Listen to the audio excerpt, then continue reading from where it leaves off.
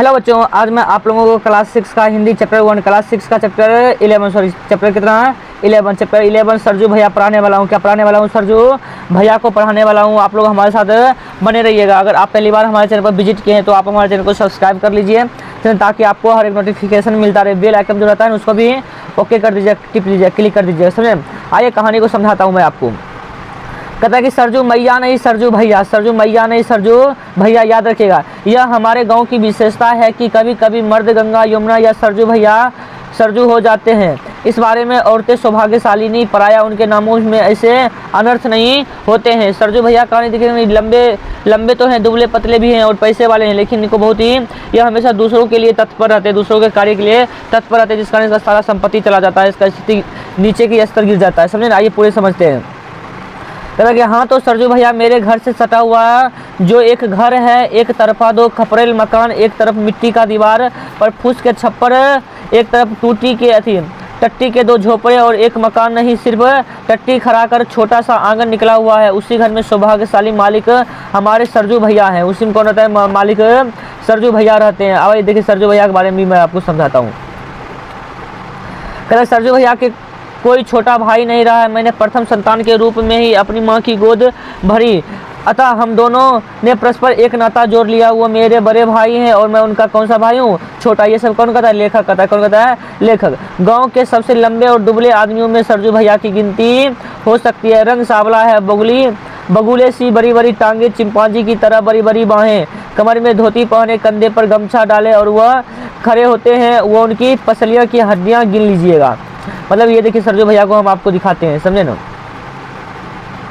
ये देखिए सरजू भैया कितने लंबे चौड़े हैं, कितने लंबे हैं, कितने लंबे चौड़े हैं, समझे ना। इसकी बड़ी बड़ी हाथें, बड़ी बड़ी टांगे, लंबे लंबे हैं, लेकिन आपको देखिएगा इतना दुबले पतले, इतना दुबले पतले। अगर इसका हम कुर्ता उतार देंगे, इसकी पसलियाँ जो 24 होती है ना, 12 जोड़ा पसलियाँ, 24 को पसली होती है, वो सारी पसली क्या होगी? दिखाई देने लगेगी। क्या होगी? दिखाई देने लगेगी, समझे।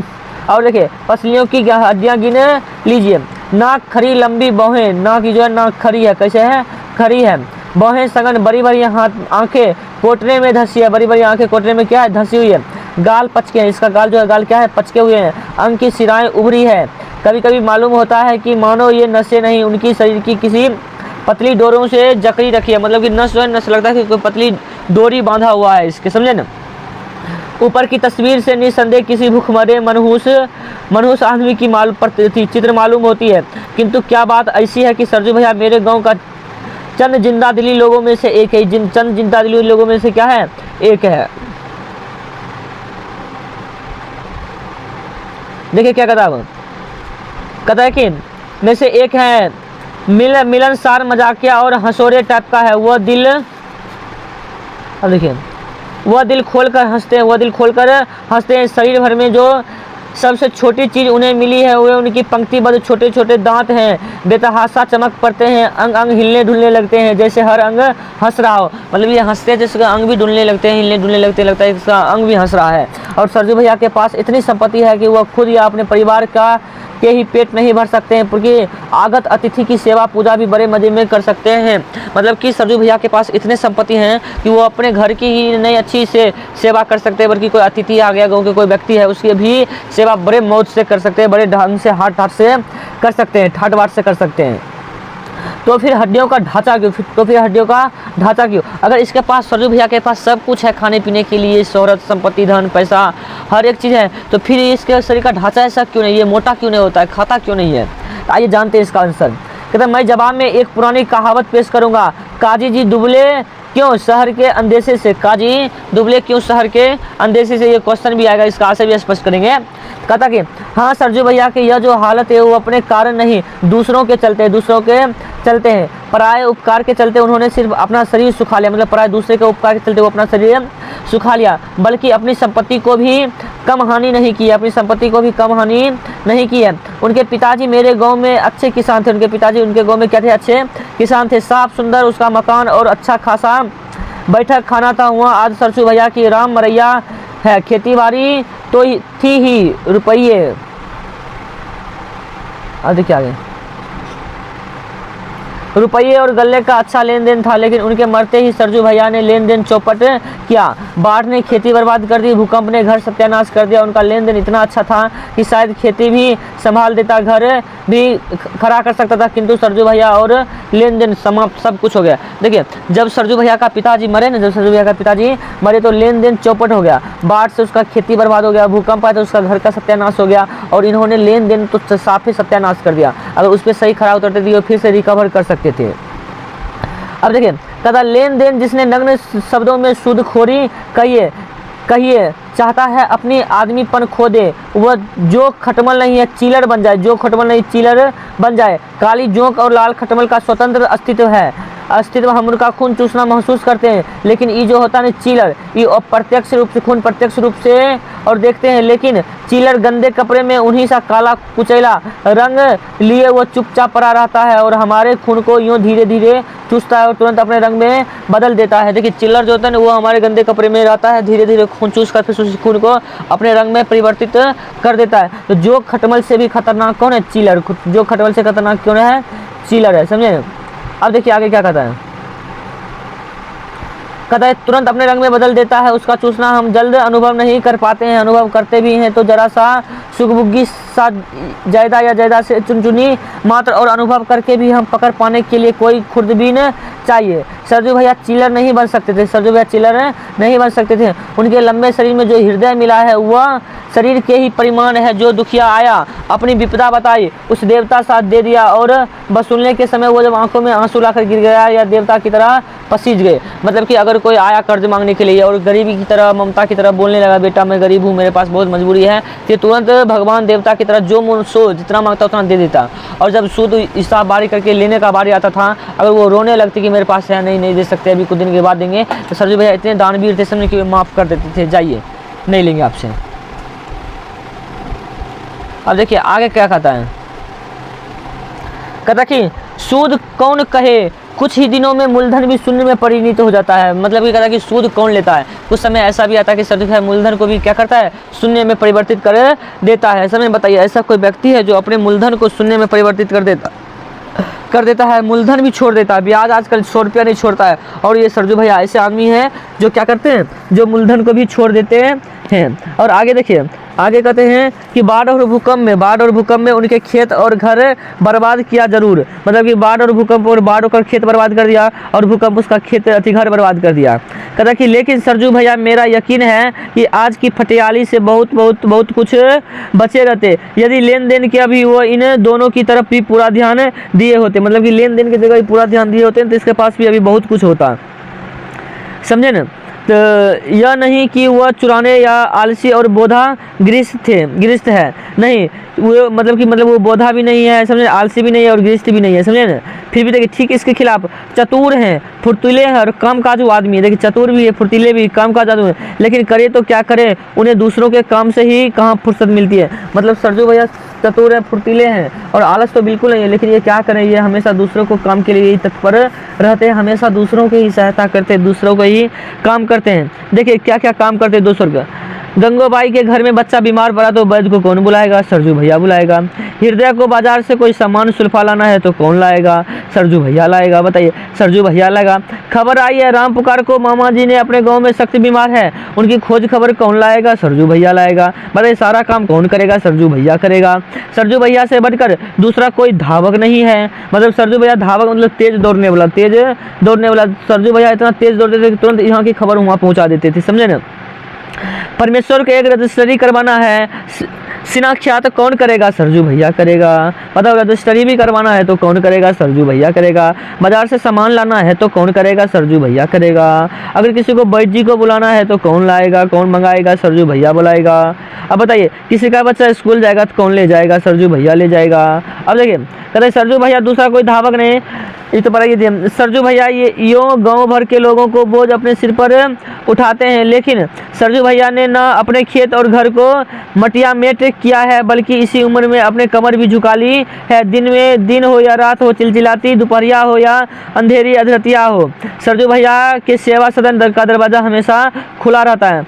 मतलब कहता है कि सरजू भैया ने अपना खेती बाड़ी नहीं, अपना घर मकान ही नहीं बल्कि अपना कमर भी बर्बाद कर लिया, अपना कमर भी झुका लिया। और कहता ये दूसरों की सेवा करने के लिए दिन हो या रात हो, चिलचिलाती धूप हो या अधरतिया हो, वे हमेशा सरजू भैया के दरवाजे खुले रहते हैं। वो हमेशा दूसरों की सेवा करना चाहते हैं, हमेशा दूसरों की सेवा करना चाहते हैं, समझे ना।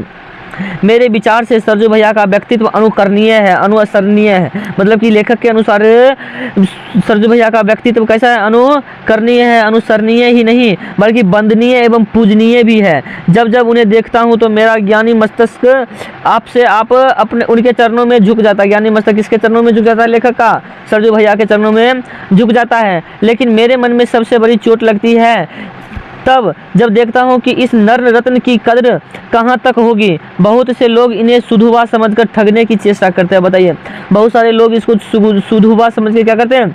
ठगते जाने की बात करते हैं, समझे ना। और सुधुवापन से ठगे जाने की एक कहानी भी है, कहानी है। मतलब कि सुधुवापन से ठगने की एक कहानी भी है। देखिए कहानी क्या है, कहानी मैं आपको सुनाता हूँ।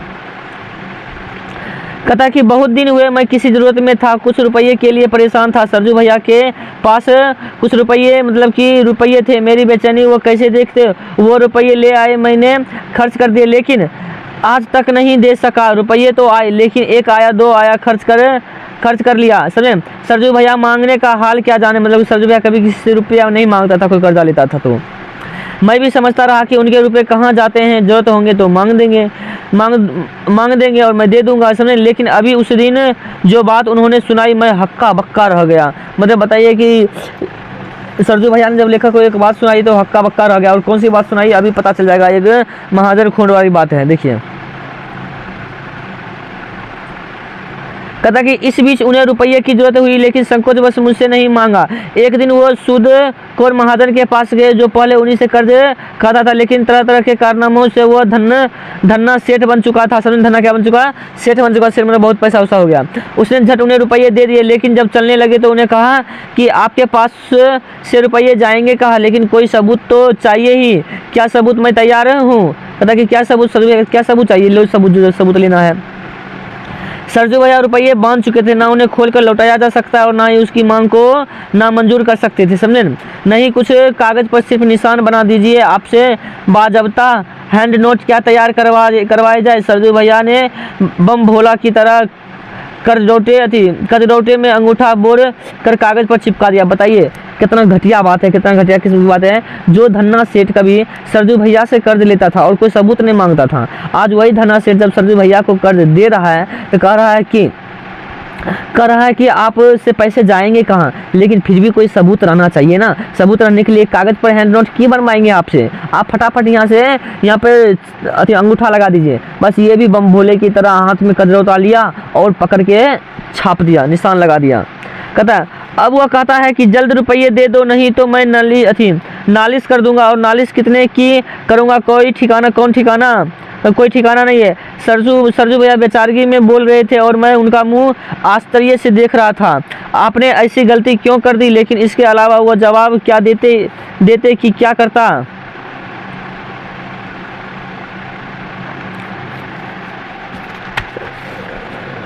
अब आगे देखिए क्या बांध चुका था। अब देखिए सरजू भैया क्या कहता है। सरजू भैया के 5 संतानें हुई लेकिन बेटियां ही बेटियां। उनकी धर्मपत्नी लंबाई में ठीक उनके विपरीत बहुत ही बौनी थी। पत्नी कैसी थी? बहुत ही बौनी थी, गुणों में उनकी ही तरह थी। हाल में ही बेटा पाने का अरमान लिए हुए मरी, मतलब बेटा नहीं हुआ था, 5 बेटी हुई थी। कह नहीं सकता इस अरमान ने सरजू भैया को ज़्यादा चिंतित किया या नहीं। वे बेटियाँ पर बहुत ही स्नेह रखते थे और मेरे घर में जो लड़के मेरे बेटे भतीजे हैं उनका बचपन तो ज़्यादातर उन्हीं के कंधों पर कटा है। लेकिन बेटियां तो अपनी अपनी ससुराल जा बसेंगी। क्या सरजू भैया का कोई निशानी हमारे पड़ोस को गुलजार ना कर सकेगी? यह कल्पना करते ही ये हमारे परिवार भर में अजीब उदासी छा जाती है। मतलब सोचता कि क्या सरजू भैया के भी जीवन में कोई गुलजार कर पाएगा, कोई लड़का आएगा क्या? उनकी भी कहानी खत्म हो जाएगी। उनकी पत्नी की मृत्यु के बाद मैंने अपनी मौसी को कहते सुना कि सरजू बबुआ की उम्रिया कितनी है? यही मेरी बबुआ से 4 बरस बड़े हैं, फिर भी वह शादी क्यों नहीं कर लेता है? क्या वंश डुबा देगा? और उसी दिन देखा मेरी जीत रानी सरजू भैया से झगड़ रही है, नहीं आपको शादी नहीं करनी पड़ेगी। मतलब कि कहता है कि सरजू भैया की ये कितना है, मेरे बेटे से बस 4-5 साल के बड़े हैं, इनको शादी कर लेना चाहिए। क्या कुमारे मरेगी, अपने वंश को डुबा देंगे? अब देखिए सरजू भैया क्या कहता है इस बात पर। अब देखिए, तो मैं शादी करूंगा जिससे शर्मा जी को मुझे भौजाई इस दिन चुगल करने का मजा मिले क्यों नहीं। अब देखिए आगे, मुझे देखते ही सरजू भैया बोले और ठठाकर हंस पड़े। रानी थोड़ी सकुचाई फिर हंस पड़ी। मैंने दोनों को देखता चुपचाप मुस्कुराता रहा। देखिए इसके लेखक रामवृक्ष बेनी पूरी है। देखिए सगन मतलब घना शब्दार्थ देख लेते हैं। सगन मतलब घना, काजी मतलब मौलवी विचारक, खुर्दबिन मतलब सूक्ष्मदर्शी यंत्र, धावक मतलब दौड़ने वाला, सुधुवा मतलब सीधा साधा, बाजबता मतलब नियम पूर्वक, चूल मतलब हंसी मजाक। आपको अगर यह वीडियो अच्छा लगा तो प्लीज़ आप हमारे चैनल को सब्सक्राइब कर लीजिए और कमेंट करिए कि आपको नेक्स्ट वीडियो किस पे चाहिए, किस वीडियो पे चाहिए, किस चैप्टर का चाहिए। आप PDF पाने के लिए हमारे व्हाट्सएप ग्रुप में जुड़ जाइए जो डिस्क्रिप्शन में लिंक है। वीडियो देखने के लिए धन्यवाद।